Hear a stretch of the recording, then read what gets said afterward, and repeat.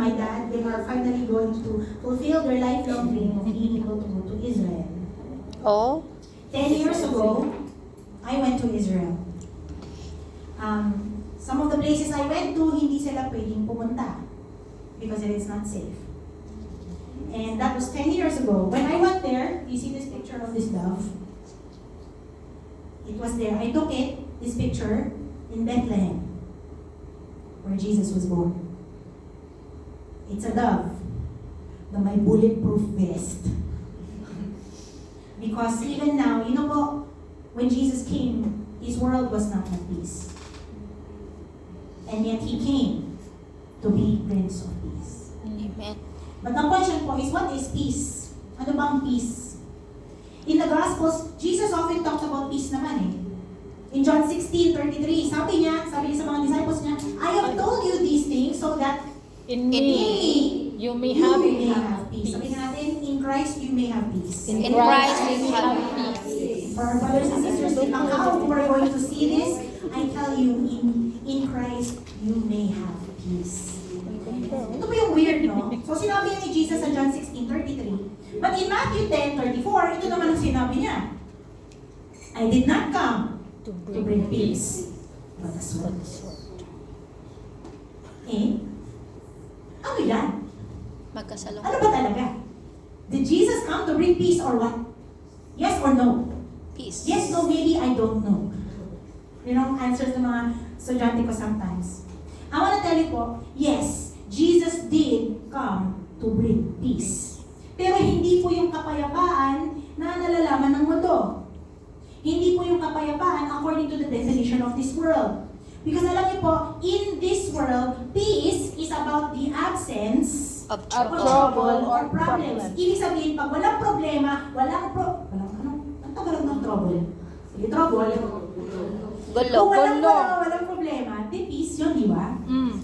Peace means no war, peace means no terrorism, walang refugees, walang senseless killing, walang naninira sa kaligayahan mo, walang nakakainis na yung mga problema sa buhay. Right?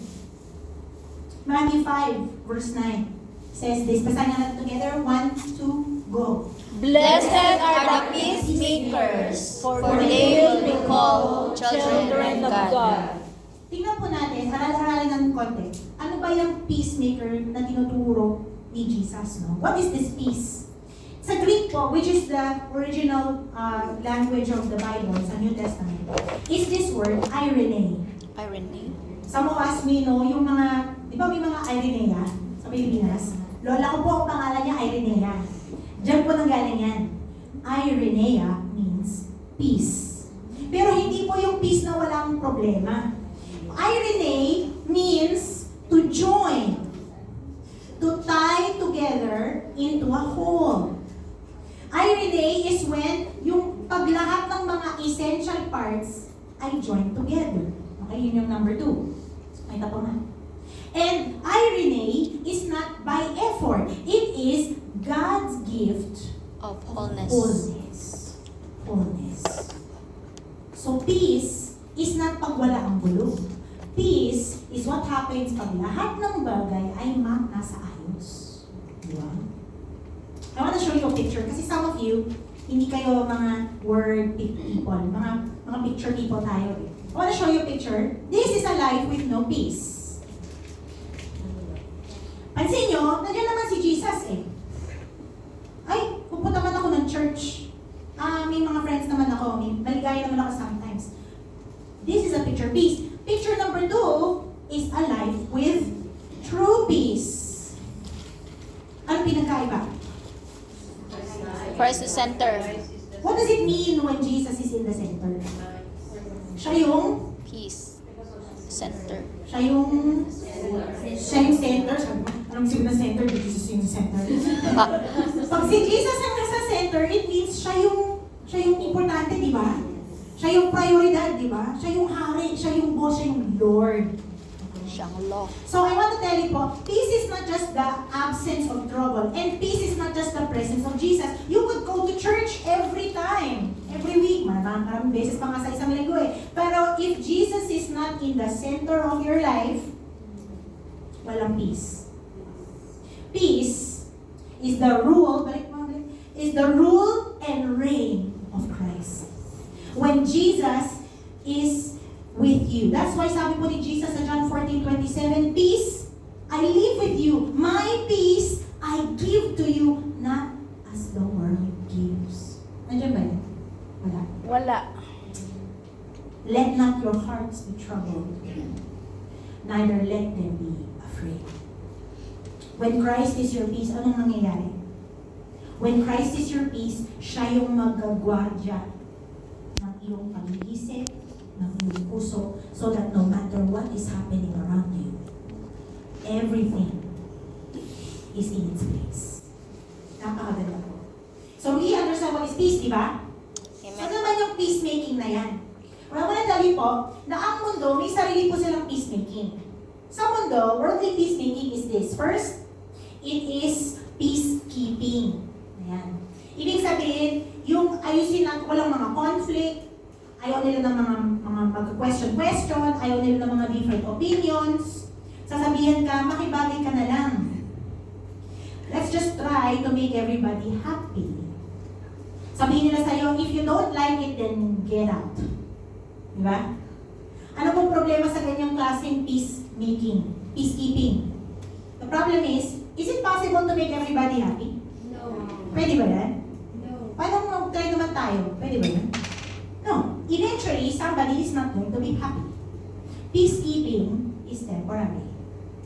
Here's another thing. Worldly peacekeeping is a transaction. Ibig sabihin, kung ibigay mo to sa akin, then pwede tayo magka-peace. Peace tayo, di ba? Pero kung ayaw mong bigay sa akin ang gusto ko, ay walang peace. War tayo ngayon, war.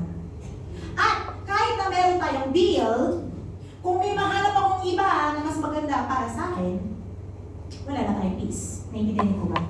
Sa mundo, peacemaking is transaction, business lang. Kung sino yung pwedeng magbibigay sa akin ng mas magandang deal. But the problem with that, again, is that this peace is temporary.